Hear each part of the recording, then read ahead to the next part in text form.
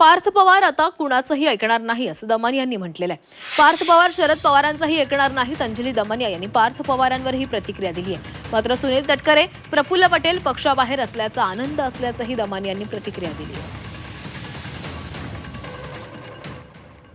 पार्थ पवार आता स्वतःला सर्वेसर्वा समजतो. त्याला असं वाटतं की अजित पवार गेल्यानंतर तोच त्या पक्षाचा मालक असल्यासारखा तो वागायला लागलाय. इतकंच नाही तर एक्साईज डिपार्टमेंटमध्येही मोठ्या प्रमाणावर तो धुडगूस घालतोय असंही ऐकलंय.